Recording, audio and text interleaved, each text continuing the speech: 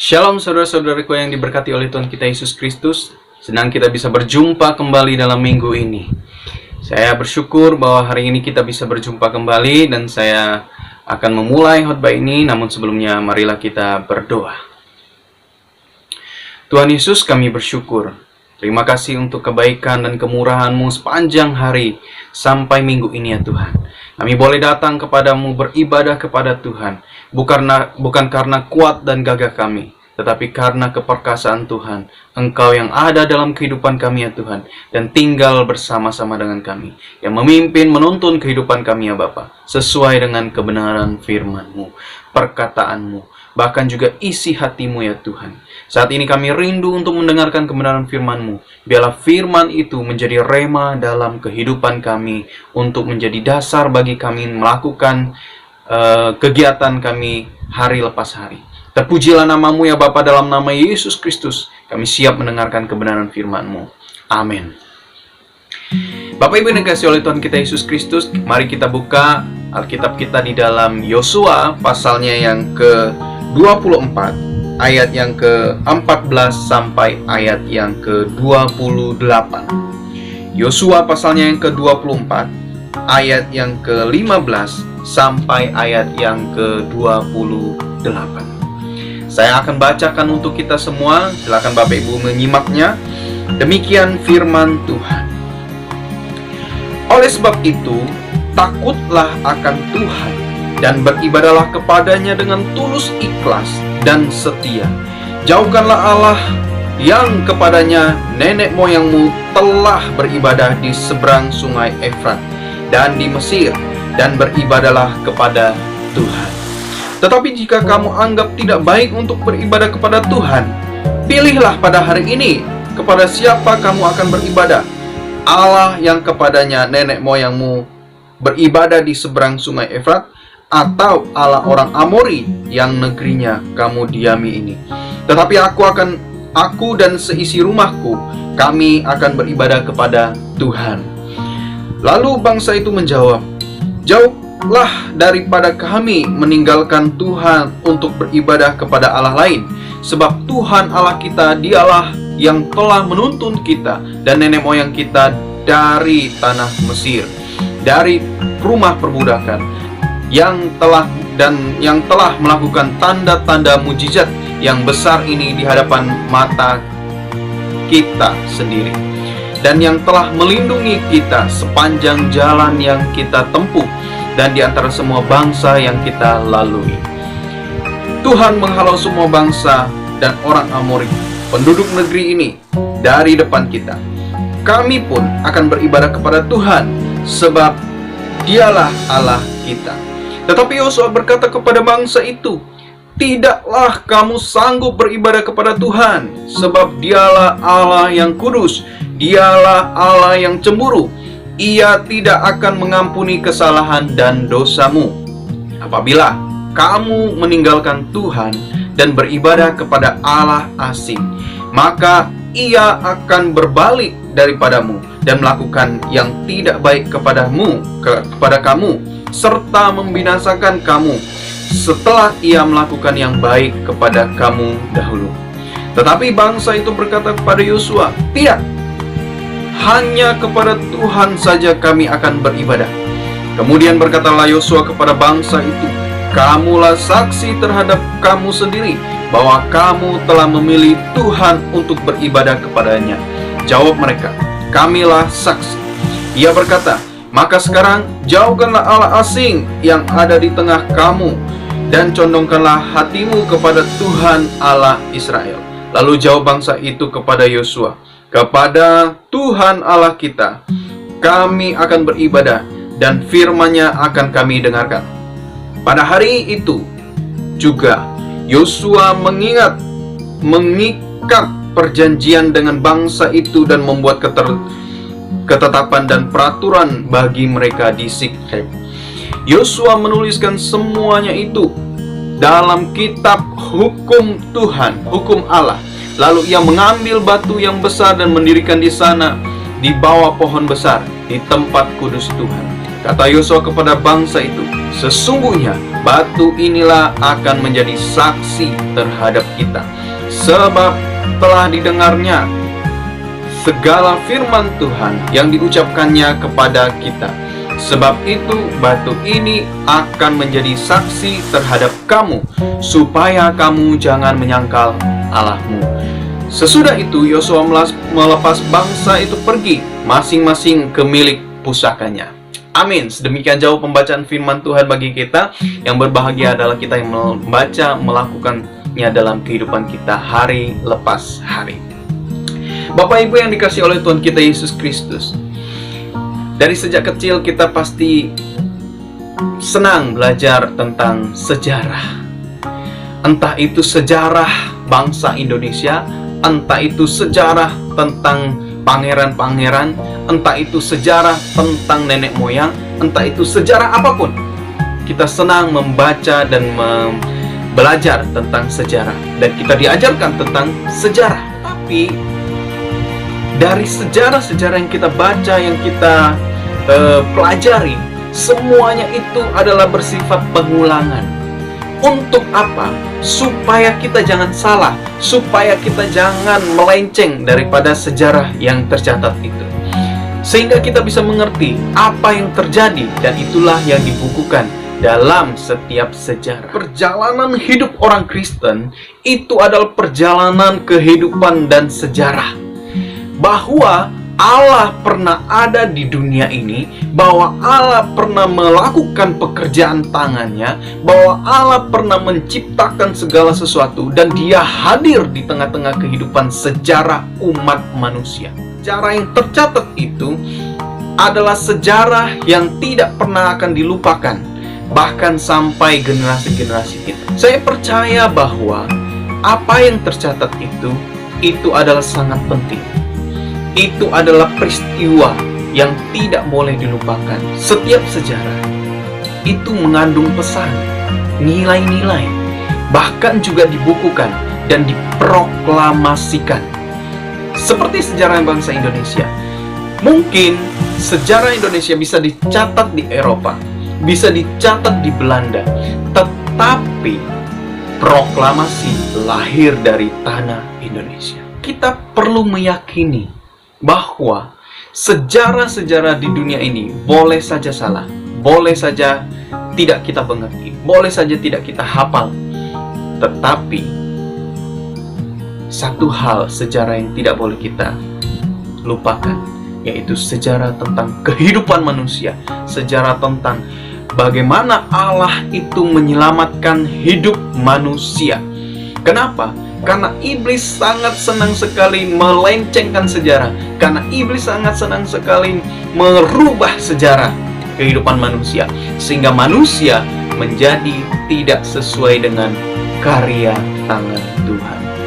Maka dari itu, kita perlu sungguh-sungguh belajar. Saya juga bukan orang yang suka dengan sejarah.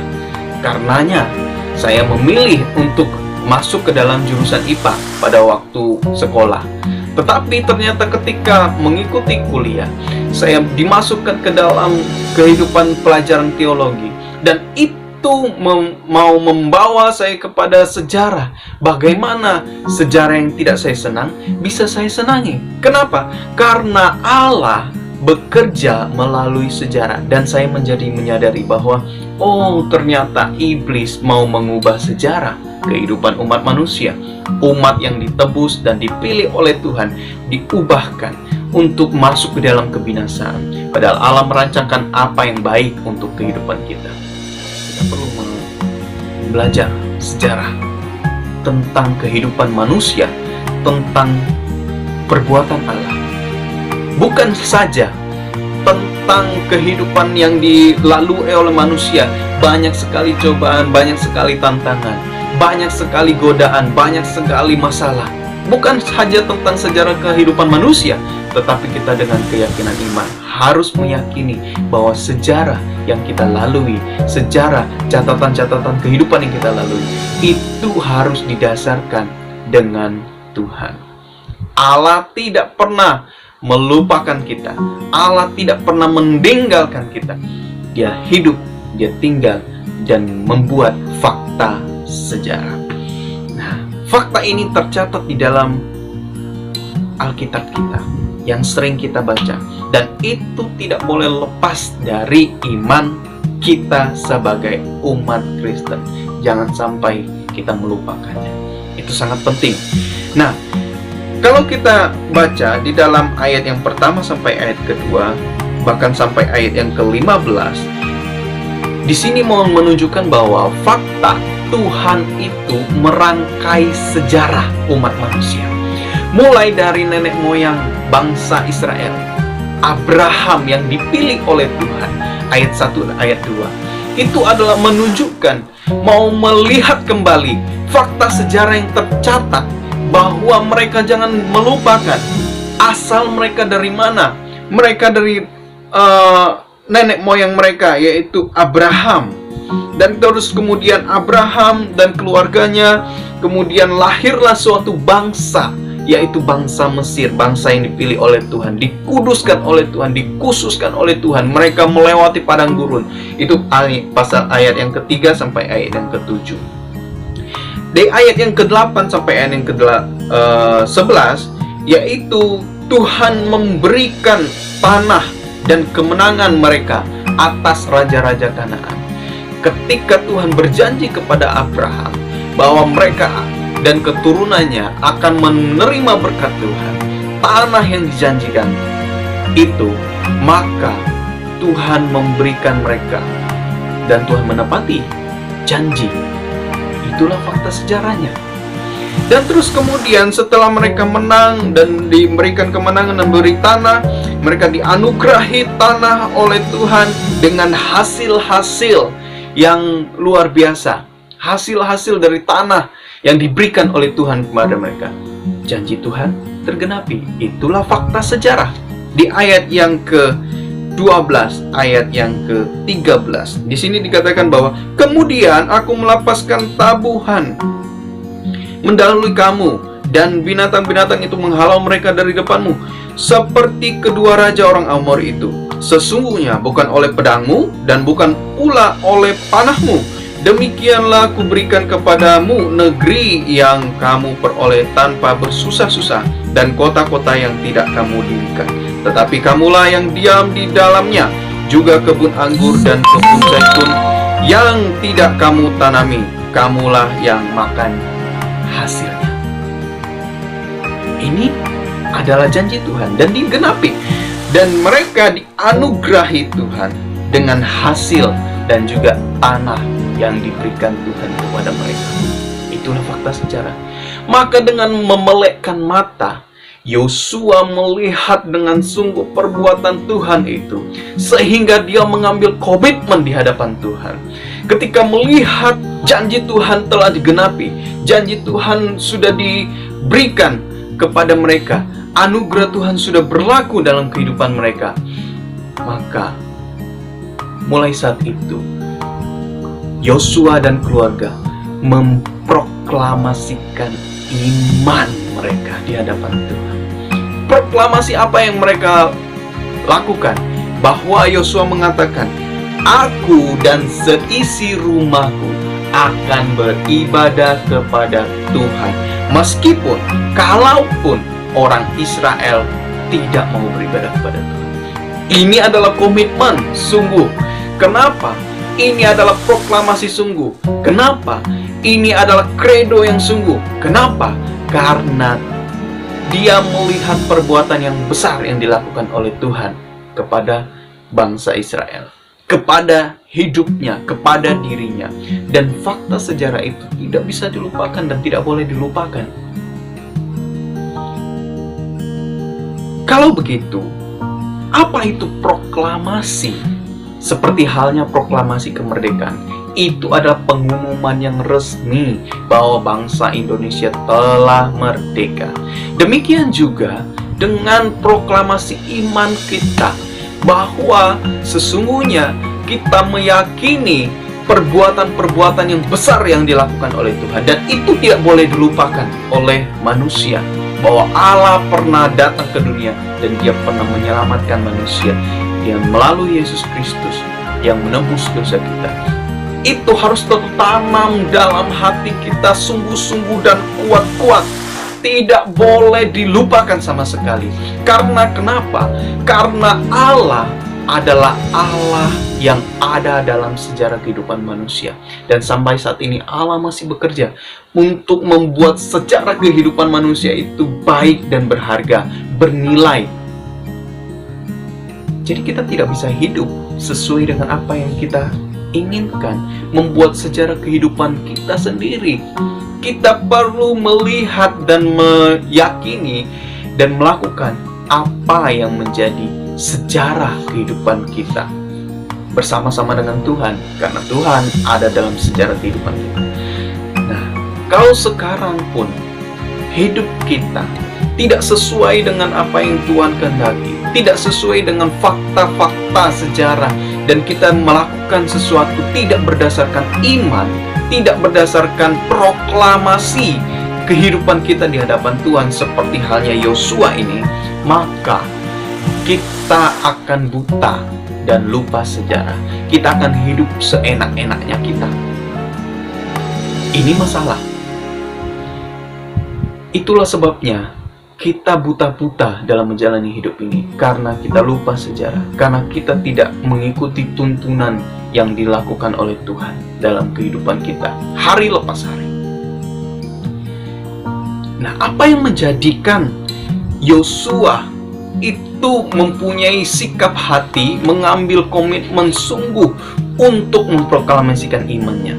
Karena dia melihat perbuatan yang Tuhan kerjakan. Dia ingin membawa keluarganya untuk masuk di dalam sejarah kehidupan. Jadi kita bukan hanya sekedar hidup. Kita bukan hanya tinggal di dunia ini terus kemudian menikmati segala yang ada, tetapi kita harus dengan penuh keyakinan Tuhan juga ada bersama-sama dengan. Apa yang harus kita lakukan untuk kita bisa memproklamasikan iman dalam kehidupan kita? Yang pertama yaitu kita perlu melakukannya dengan tulus, ikhlas, dan setia. Beribadah kepada Tuhan.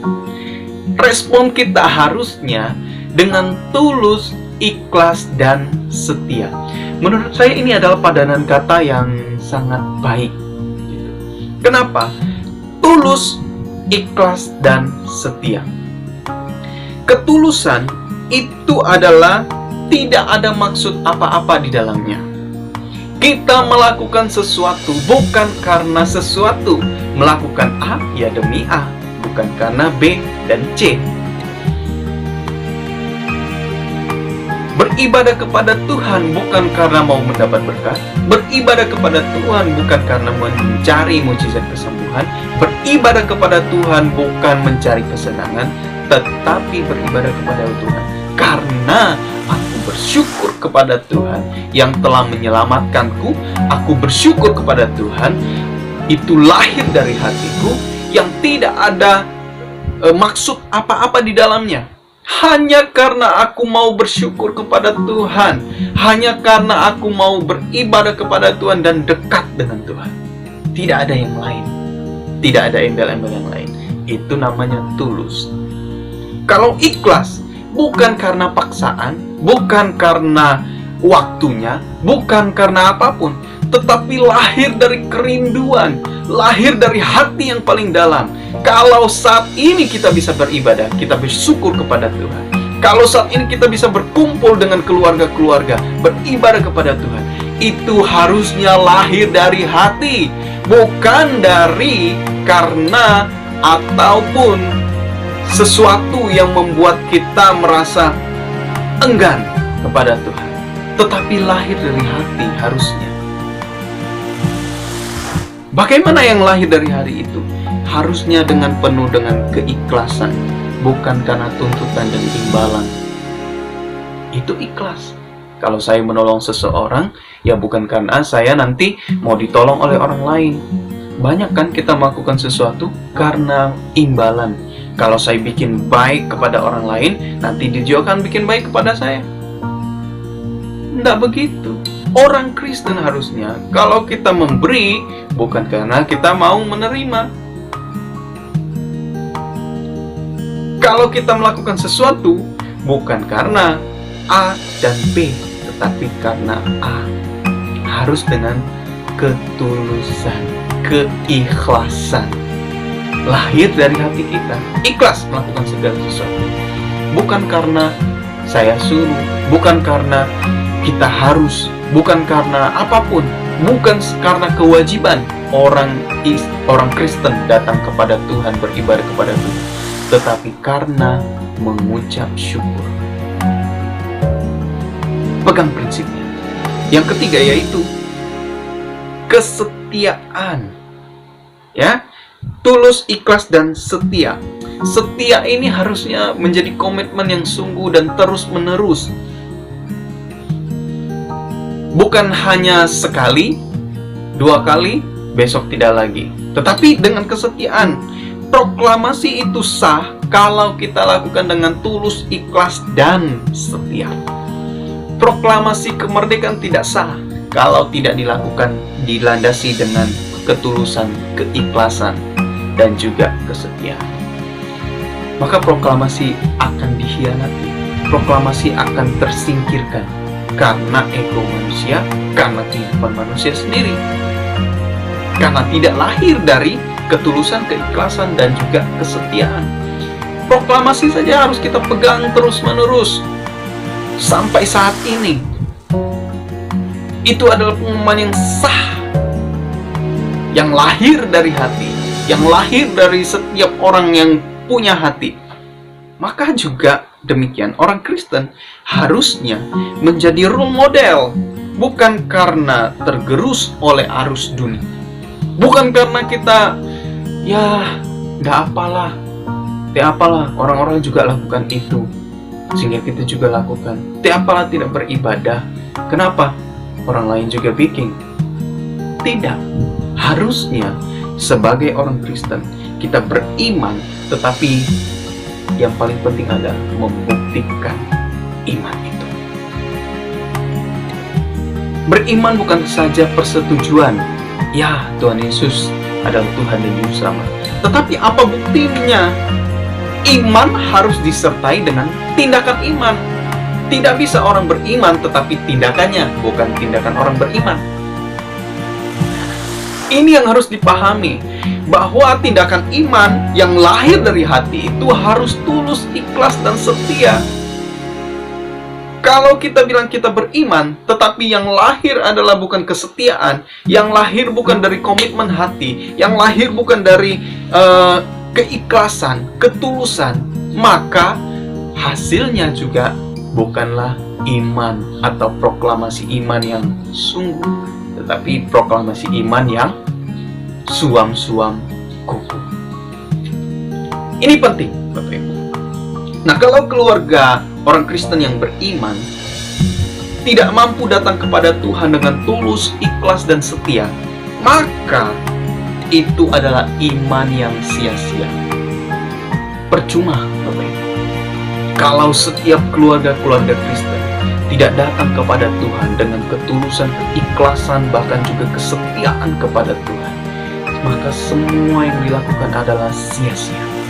Imanmu tidak bertumbuh, imanmu tidak terlihat dalam tindakan perbuatanmu, imanmu tidak melekat dalam hatimu, tidak engkau bawa karena kamu egois dengan hidupmu. Itu adalah tindakan iman yang sia-sia. Abraham harus dengan kesetiaan, dengan tindakan iman, dengan melangkah, maka dia dikatakan bapak orang beriman. Maka kita juga harusnya dengan tindakan iman melakukan segala sesuatu, bukan karena paksaan, tetapi dengan ketulusan, keikhlasan, kesetiaan kepada Tuhan, beribadah kepada Tuhan. Kalau hari ini kita bisa beribadah kepadanya, keluarga-keluarga kita bisa beribadah kepadanya, maka kita perlu dan harus mampu memimpin keluarga kita untuk datang beribadah kepada Tuhan dengan keikhlasan, ketulusan, dan juga kesetiaan. Itulah yang disebut dengan keluarga yang beriman, bukan ikut-ikutan. Maka ketika ketika Yosua mengatakan, aku dan seisi keluargaku akan beribadah kepada Tuhan, meskipun mereka tidak mau beribadah kepada Tuhan. Terus kemudian bangsa Israel bilang, tidak om, kami cuma akan beribadah kepada Tuhan. Soalnya kami melihat bahwa Tuhan membawa kami keluar dari bangsa Amori, penduduk negeri ini. Di depan kami Tuhan telah melakukan, dan kami mau beribadah kepada Tuhan. Tapi apa yang diingatkan Yosua? Mari kita lihat di ayat yang ke-18-19. Jadi kita beriman kepada Tuhan bukan karena ikut-ikutan, bukan karena tidak lahir dari hati, harus lahir dari hati. Ya, Tuhan menghalau semua bangsa dan orang Amori, penduduk negeri ini di depan kita. Kami pun akan beribadah kepada Tuhan, sebab Dialah Allah kita. Tetapi Yosua berkata pada bangsa itu, tidaklah kamu sanggup beribadah kepada Tuhan. Loh, apa maksudnya? Kok tidak sanggup beribadah kepada Tuhan? Kenapa? Karena Tuhan, sebab Dialah Allah yang kudus, Dialah Allah yang cemburu, Dia tidak akan mengampuni kesalahan dan dosamu. Kalau apabila kamu tidak beribadah kepada Tuhan dengan sungguh-sungguh, kamu masih beribadah kepada bangsa lain.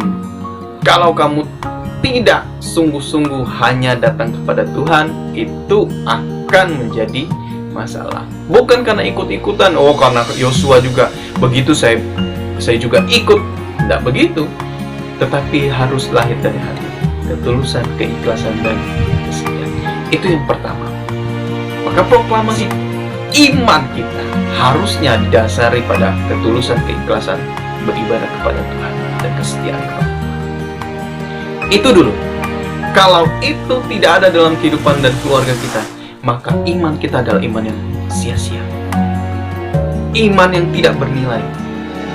Iman harus disertai dengan tindakan iman. Yang kedua,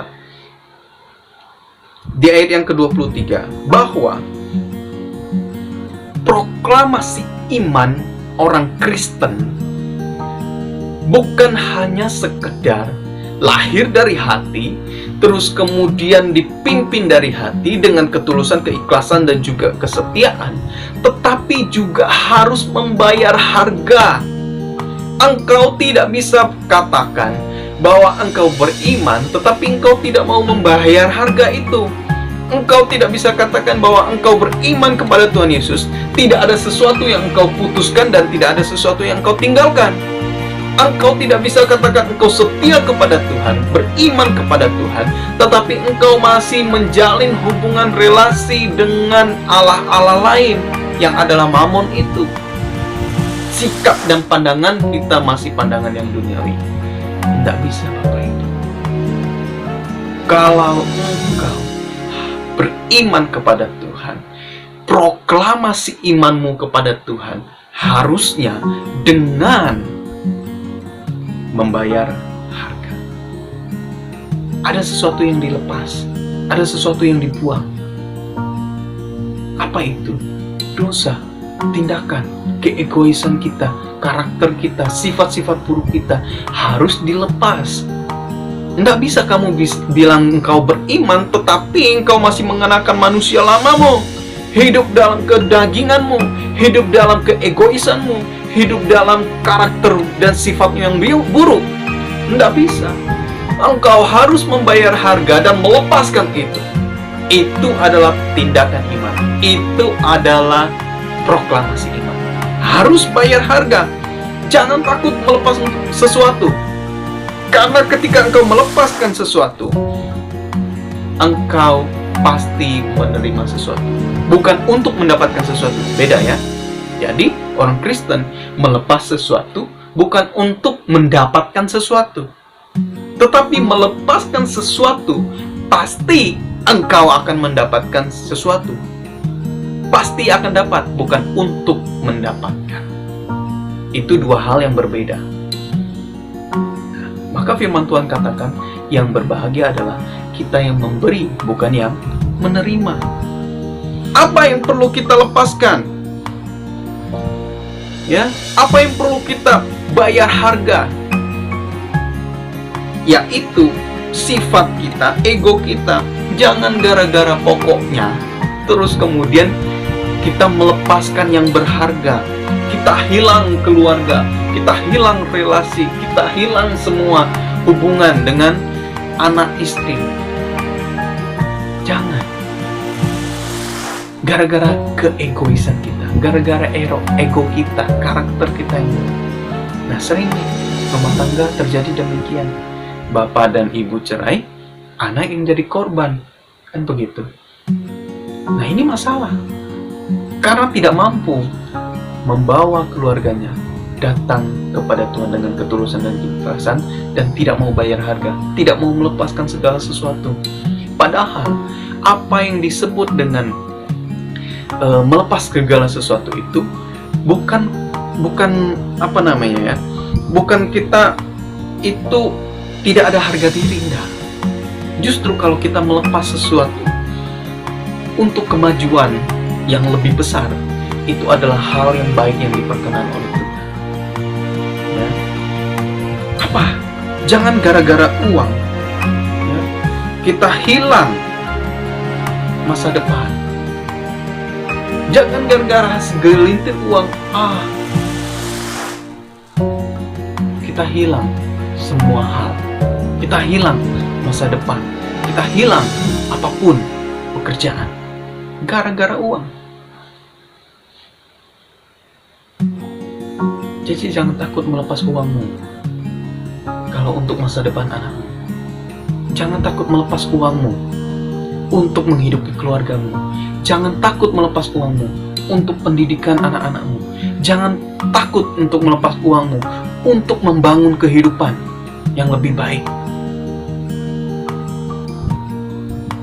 Uang tidak akan ada gunanya kalau tidak kita gunakan dengan sebagaimana mestinya.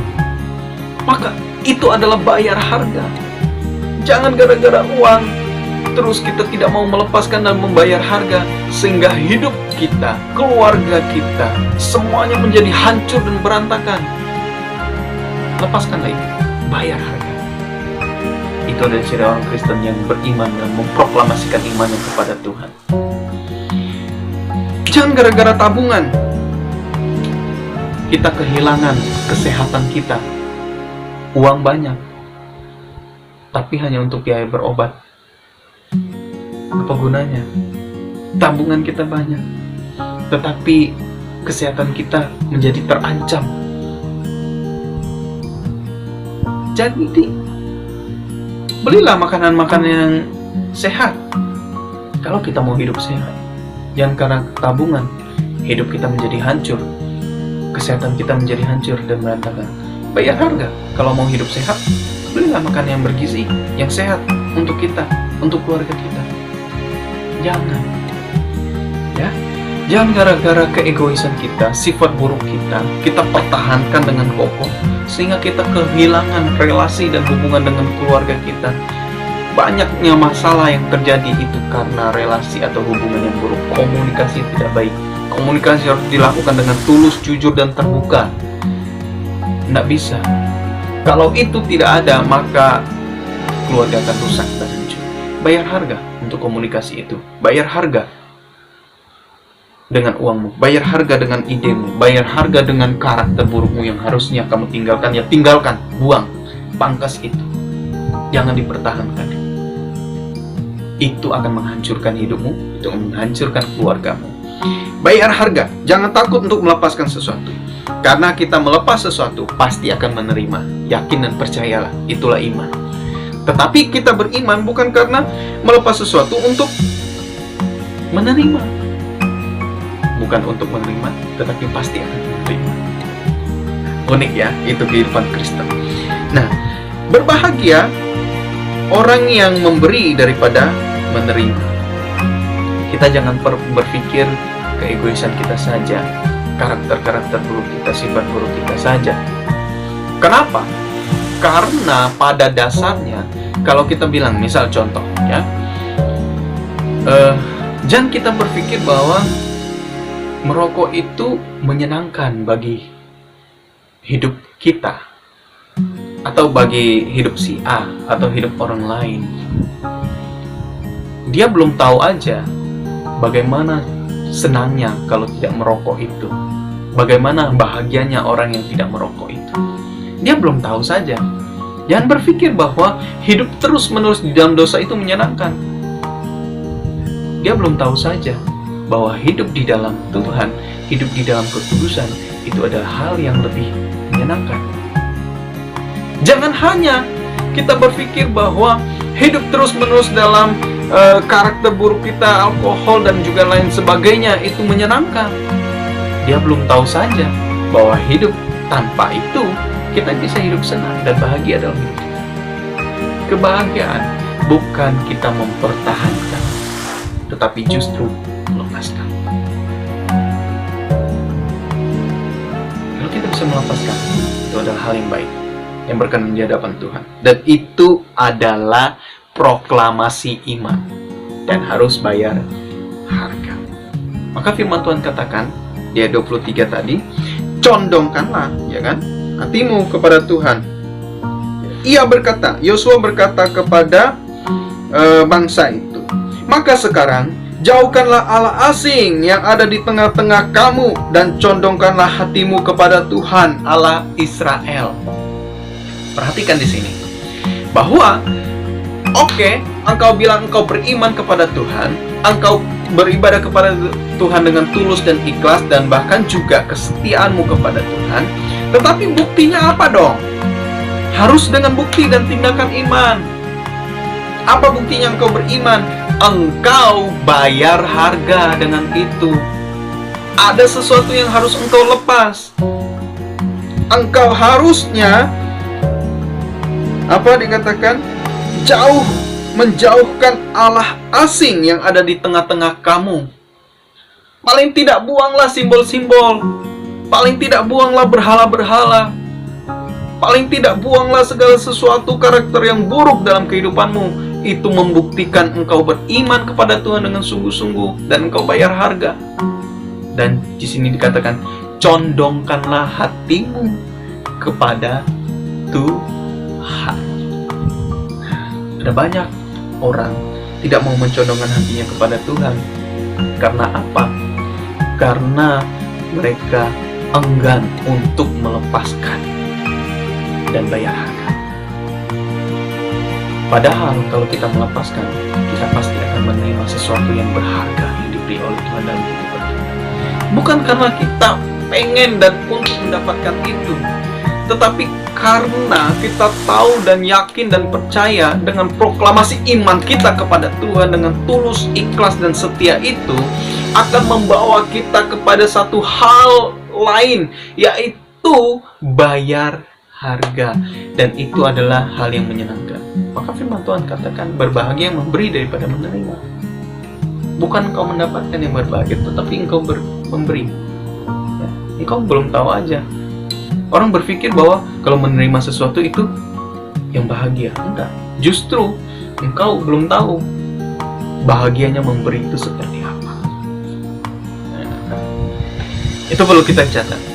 Maka yang ketiga, ya, di ayat yang ke-26, Yosua menuliskan semuanya itu dalam kitab hukum Allah. Lalu ia mengambil batu yang besar dan mendirikan di sana di bawah pohon besar di tempat kudus Tuhan.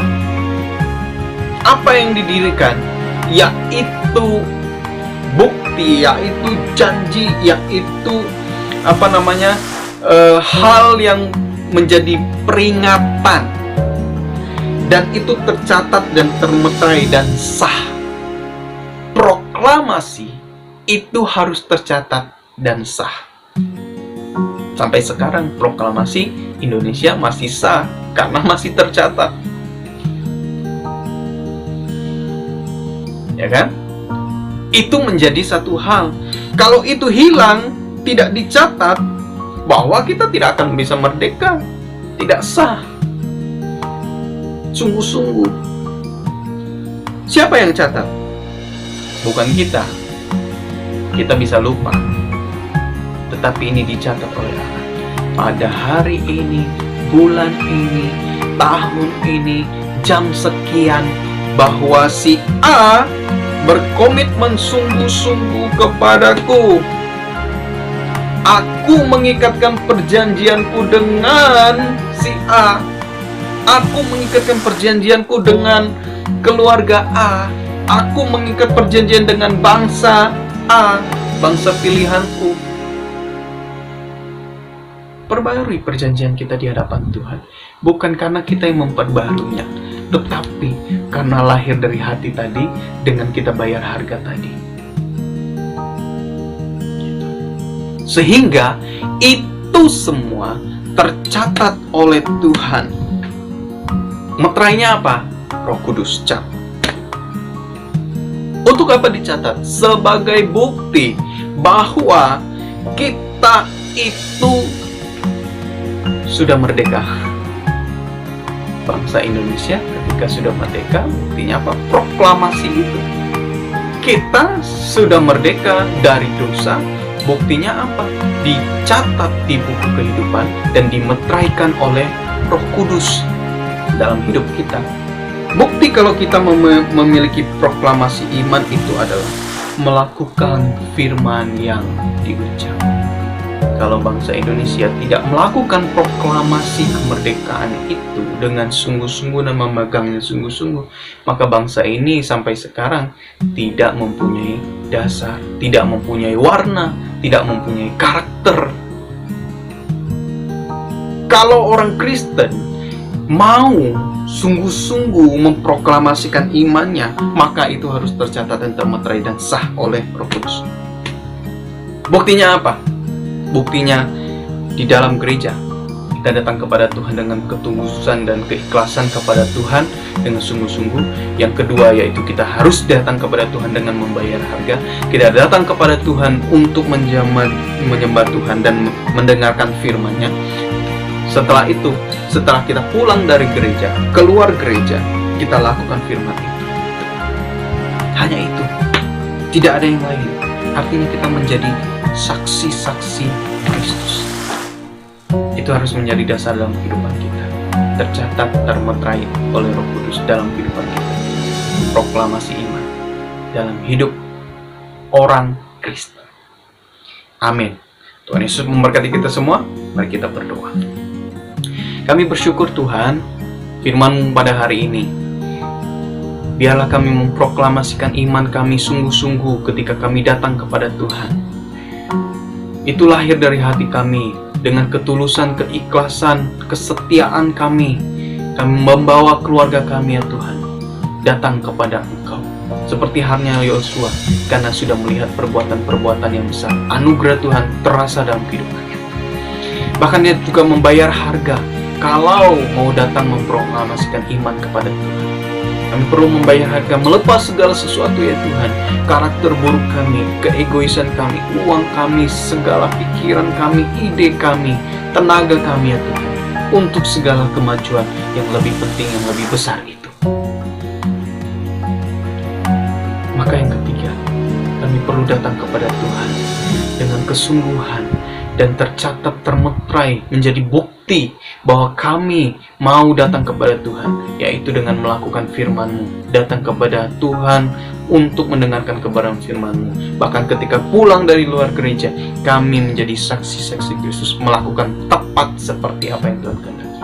Terima kasih Tuhan untuk firman hari ini. Kami terberkati, biarlah kami terus-menerus melanjutkan kehidupan kami sungguh-sungguh kepada Tuhan. Terpujilah nama-Mu ya Bapa, dalam nama Yesus Kristus kami berdoa dan bersyukur. Amin. Amin. Tuhan Yesus memberkati kita semua.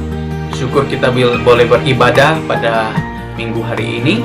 Saya menyampaikan beberapa pengumuman. Mungkin minggu-minggu depan kita akan dilayani firman Tuhan oleh beberapa hamba Tuhan dari pendeta-pendeta GKMI. Saya akan share kepada Bapak Ibu semua. Kenapa kok bukan Pak Joni? Ya, karena dalam minggu-minggu ini saya lagi mengurus DIKM, surat izin keluar masuk untuk pergi ke Jakarta. Dan memang itu agak ribet, dan mohon dukungan doa dari Bapak Ibu semua sehingga saya boleh pergi untuk beberapa agenda. Yang pertama yaitu untuk pernikahan saya secara khusus. Yang kedua yaitu untuk pelantikan pendeta muda di Jakarta pada tanggal 17. Pada tanggal 11 itu adalah pernikahan, saya. Yang kedua yaitu tanggal 17 itu adalah pelantikan pendeta muda dan diadakannya di Jakarta. Jadi mohon dukungan Bapak Ibu semua, karena tidak bisa dilakukan di Sulawesi ini, khususnya di GKMI Palu. Ya, mohon dukungan dari Bapak Ibu semua untuk agenda-agenda ini. Dan Bapak Ibu bisa mengikuti nanti streamingnya, ibadah baik itu pernikahan bahkan juga pelantikan pendeta muda. Saya akan kirimkan nanti. Nah, itu yang bisa saya sampaikan. Jadi minggu-minggu depan mungkin kita akan dilayani oleh hamba-hamba Tuhan dari kalangan GKMI juga, yang saya akan sharingkan bagi kita semua. Nah, Tuhan Yesus memberkati kita semua. Sampai jumpa.